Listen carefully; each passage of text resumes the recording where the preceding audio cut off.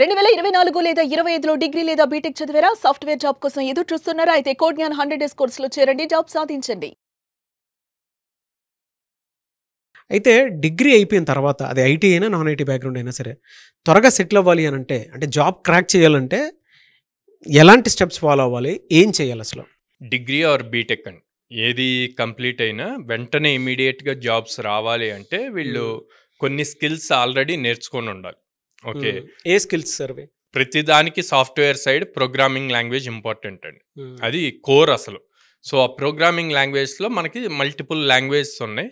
నేను Java are Python suggest చేస్తాను అనమాట. ఫ్రెషర్స్కి వీటి మీద ఓపెనింగ్స్ ఎక్కువ ఉంటాయి. ఓకే, సో ఎట్లాగా తెలుస్తుంది సార్ మాకు వాటి మీద ఎక్కువ ఓపెనింగ్స్ ఉన్నాయి అంటే గనక naukri.comకి వెళ్ళి జావా టైప్ చేసి ఆడ ఎక్స్పీరియన్స్ 0 పెడితే మీకు నెంబర్ ఆఫ్ జాబ్ ఆపర్చునిటీస్ కనిపిస్తాయి. అట్లాగే పైథాన్ టైప్ చేసి ఎక్స్పీరియన్స్ 0 సెలెక్ట్ చేస్తే అక్కడ కూడా మీకు నెంబర్ ఆఫ్ ఆపర్చునిటీస్ అన్నవి తెలుస్తాయి. సో రిమైనింగ్ మీరు ఏ ఇచ్చినా కూడా వీటిలో కనీసం 10% కూడా ఉండవు అనమాట. సో అవన్నీ చూసుకుంటే మీకు ఈజీగా అర్థమవుతాయి ఏ లాంగ్వేజెస్ నేర్చుకుంటే ఈజీగా జాబ్ క్రాక్ చేయగలుగుతాము అన్నది. సో జావా ఆర్ పైథాన్ పర్ఫెక్ట్గా నేర్చుకోవాలి programming language.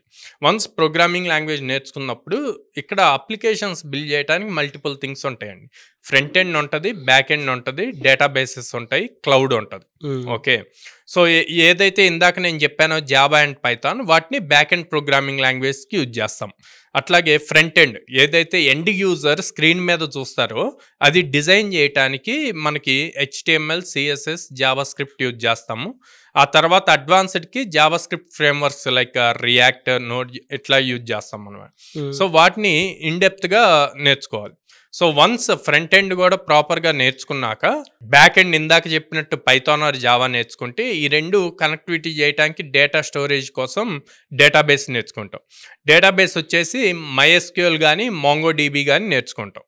Okay, MySQLలో are MongoDBలో CRUD operations అన్నవి చాలా ఇంపార్టెంట్. CRUD అంటే 4 things: create, read, update, delete. ఈ 4 ప్రాపర్గా నేర్చుకుంటే మీరు వెబ్సైట్కి వెళ్ళి ఏ ఆపరేషన్స్ చేస్తున్నా కూడా ఈ 4 మీదే డిపెండ్ అవుతుంది. ఫర్ సపోజ్ బేసిక్స్ అసలు మొత్తం ఇంకా ఎంటైర్ వెబ్సైట్, ఏ వెబ్సైట్ అయినా తీసుకోండి, ఆన్లైన్లో ఉన్న ఏ వెబ్సైట్ తీసుకున్నా ఈ 4 ఆపరేషన్స్ మీదే డిపెండ్ అవుతుంది. CRUD operations: create, read, update, delete. So దీంట్లో మళ్ళీ జాయిన్స్ ఉంటాయి. సో ఇవి కొంచెం స్ట్రాంగ్గా నేర్చుకోవాలి, మల్టిపుల్ డేటాబేస్ టేబుల్స్ మీద వర్క్ చేస్తాం కాబట్టి. సో డేటాబేసెస్ నేర్చుకున్నాం, ఫ్రంట్ ఎండ్ నేర్చుకున్నాం, బ్యాక్ ఎండ్ నేర్చుకున్నాం. సో అల్టిమేట్గా ఒక ప్రాజెక్ట్ బిల్డ్ చేసినప్పుడు దాన్ని డిప్లాయ్ చేయాలి సర్వర్లోకి.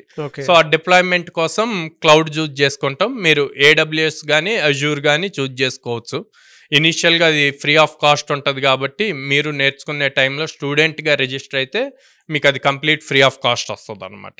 మీ రెగ్యులర్ కాలేజ్ స్టూడెంట్ ఐడి వాటిని బేస్ చేసి ఇస్తారు.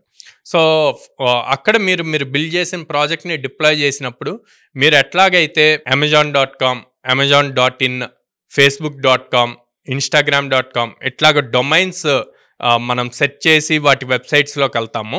ఇక్కడ మీరు హోస్ట్ చేసినప్పుడు కూడా మీకు కూడా మీ ప్రాజెక్ట్కి ఒక డొమైన్ వస్తుంది. సో ఆ డొమైన్ని తీసుకొచ్చి కనుక మీరు ఎక్కడ ఇచ్చినా, లైక్ వాట్సాప్ గ్రూప్స్లో ఇచ్చినా, లైక్ మీ ఫ్రెండ్స్కి ఎవరికి పంపినా వాళ్ళ దగ్గర ఇంటర్నెట్ ఉంటే మీ ప్రాజెక్ట్ని డైరెక్ట్గా అందులో నుంచి చూస్తారు. ఓకే, అండ్ ఈ చేసిన ప్రాజెక్ట్ మొత్తాన్ని గిట్ హబ్లో పోస్ట్ చేయాలి.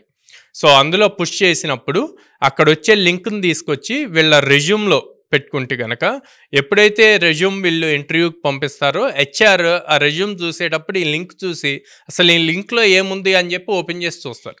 అప్పుడు ఆటోమేటిక్గా వెబ్సైట్ కనిపిస్తుంది.